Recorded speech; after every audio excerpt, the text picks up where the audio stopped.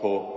जो भूखे हैं, प्यासे हैं, जख्मी है, अस्पताल नाम की कोई चीज नहीं है, घर नाम का कोई चीज नहीं है। 50,000 लोग मर चुके, जिसमें से 18-20 हजार मासूम बच्चे मर गए हैं, मां बाप मर गए, खवातीन मर गए। मगर एक बात याद रखो, अगर उनसे कोई सीखना है ना गज्जा के फलस्तीनियों से, तो उनसे ईमानी हरारत को हासिल करो। उनको देखकर अपने हौसलों को बुलंद रखो।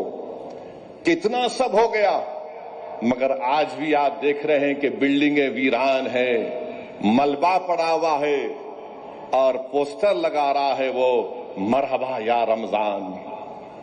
मेरे भाई, आज हम सरजमीन हैदराबाद और वतन अजीज में हैं। अपनी दुआओं में गज्जा के फलस्तीनियों के लिए दुआ करिए।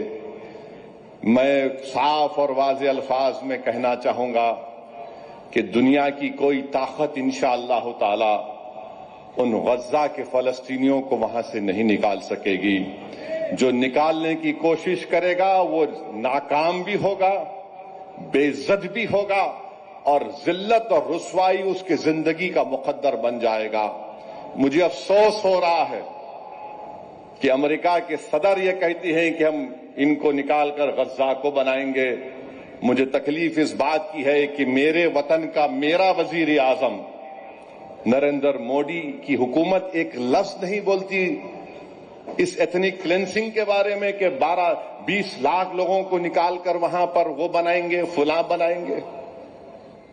रिवेरिया बनाने के लिए 75 साल से 80 साल से फलस्तीनी नहीं लड़ रहा है। बड़ी बड़ी ऊंची बिल्डिंगों को बनाने के लिए नहीं लड़ रहा है, वो आजादी के लिए लड़ रहा है कि मुझे आजादी मिले, ये मेरा जमीन है। मस्जिद अक्सा और बैतुल मुकद्दस को हासिल करने की लड़ाई हो रही है। रिवेरिया या बड़े बड़ी बिल्डिंग को बनाने के लिए इतने फलस्तीनियों ने अपनी जानों को कुर्बानी नहीं दी है। अफसोस कि नरेंद्र मोदी की हुकूमत और वो खुद एक लफ्ज नहीं बोलते इस एथनिक क्लेंसिंग के ऊपर। मेरे अजीज दोस्तों और बुजुर्गों, चौथी बात यह है कि वफ का ये, चौथी अहम बात यह है कि हर जगह पे मीडिया में लिखते नहीं, उन्होंने 400 साल पहले मंदिर को तोड़ दिए थे। अच्छा, मंदिर को उन्होंने तोड़े ना, तो मैं आज आपके सामने एक चीज को लिखकर लाया हूं। रिचर्ड एम ईटन मशहूर मौर्रिख है।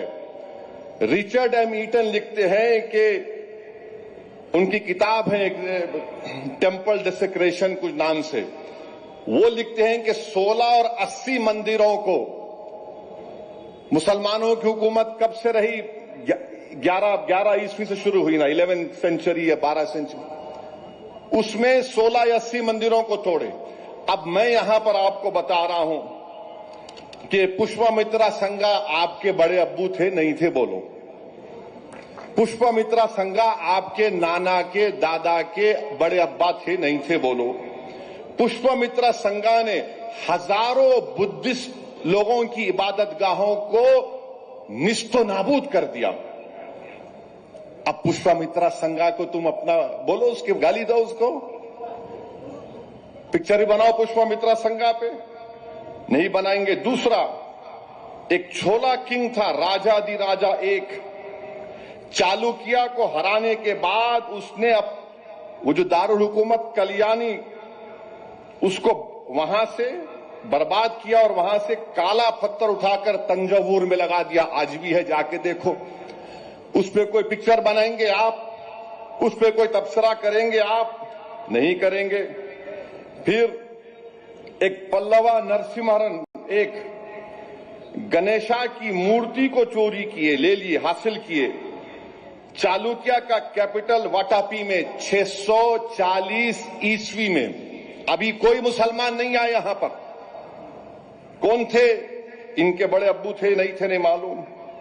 अच्छा, ह्यून सैंग, पब्लिक स्कूल में हम पढ़े, ह्यून सैंग कौन थे? ह्यून सैंग ने लिखा कि शशांक का बोधि ट्री को काट दिए, ह्यून सैंग लिख रहा है। अब वो बोलो कौन थे उन्होंने? और शशांका जो है 6 और 7 सेंचुरी में किंग ऑफ गौर यानी बंगाल गौर बंगाल को बोलते जमाने के, बुद्धिस्ट हर्षा से मुलाकात की और पीपल ट्री को, जिसमें हमारे बुद्धिस्ट लोगों का अकीदा है कि वहां पर बुद्धा को पूरे क्या बोलते वो इख्तियारात मिले, जो भी मिले, उसको तोड़ने की कोशिश करे। 1950 कॉमन ईरा बोलते, आजकल एडी नहीं बोलते, यशोवर्मन खजुराहो की लक्ष्मण मंदिर, यशोवर्मन क्या करे थे, देवापाला को डिफीट दिए, हराकर आप वहां से वो लेकर आए। 10वीं ईस्वी में राष्ट्रकूटा किंग इंदिरा जो है, बादशाह इंदिरा, कालाप्रिया की मंदिर को तोड़े। अरे पूरी तारीख तुम्हारे सामने रख दूंगा मैं। तुम्हारा प्रॉब्लम क्या है कि तुम्हारे बड़े अब्बू जो करे तुम उसको भूल जाते, आपके मामू जो करे वो आप भूल जाते, और मेरे को बोलते तुम बोलो तुम करे। अरे मेरे को क्या करना है मुगलों से? उन्होंने क्या, मेरे अब्बा थे, नाना थे, कुछ भी नहीं थे, बादशाह थे। बादशाहों को कोई मजहब नहीं होता, याद रखो, बादशाहों का कोई मजहब नहीं होता। बादशाह मजहब को इस्तेमाल करके अपनी हुकूमत को बढ़ाता।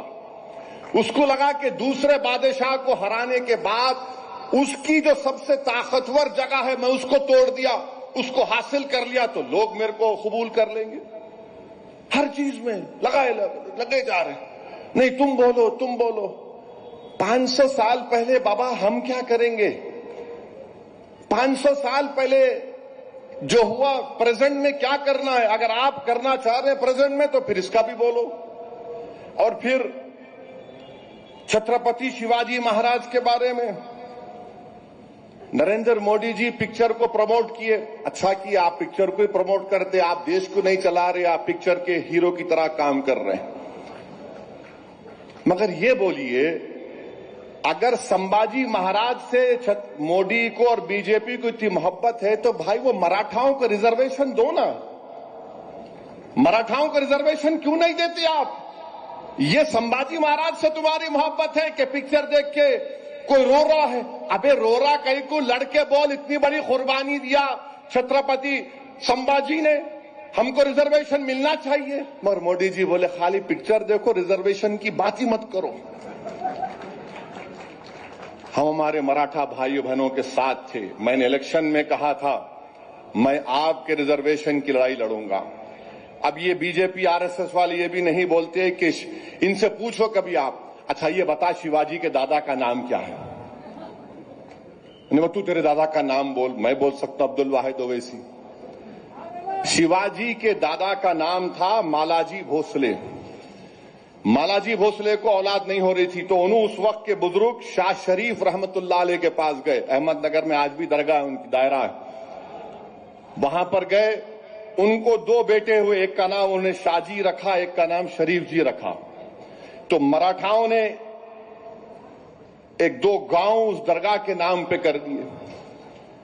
अरे भाई, शिवाजी के फौज में, शिवाजी जब आगरा के किले से भागे तो मुसलमान उनके साथ, शिवाजी की आर्मी का जनरल मुसलमान, छत्रपति शिवाजी महाराज का नेवी का इंचार्ज मुसलमान, छत्रपति शिवाजी महाराज का फाइनेंस मिनिस्टर मुसलमान,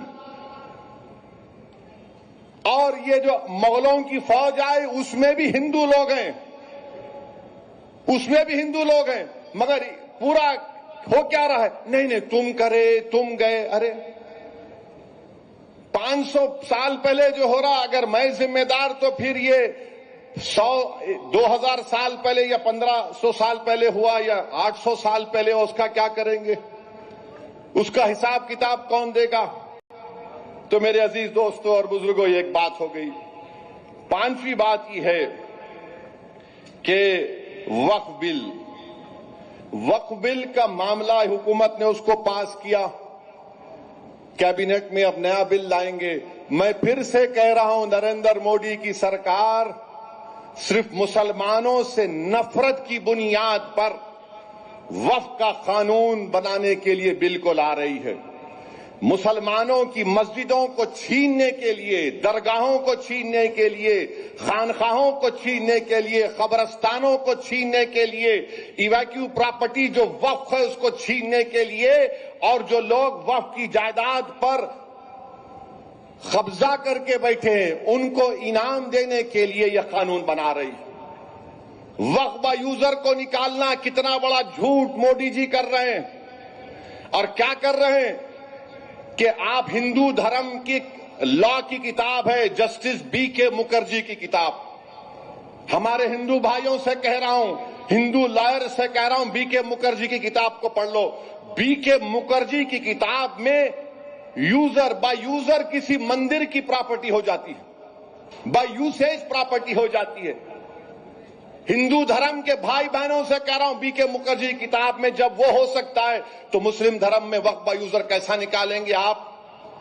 राम मंदिर के जजमेंट में वक्फ बाय यूजर को अपहेल्ड किया गया, और वक्फ बाय यूजर एविडेंस से होता है, पोजेशन से कायम होता है। मोदी बोल रहे नहीं, वक्फ बाय यूजर मैं निकालूंगा। और क्या बोल रहे हैं, अगर डिस्प्यूट होगा नहीं होगा वक्फ बाय यूजर, अगर गवर्नमेंट प्रॉपर्टी होगी तो वक्फ बाय यूजर नहीं होगा।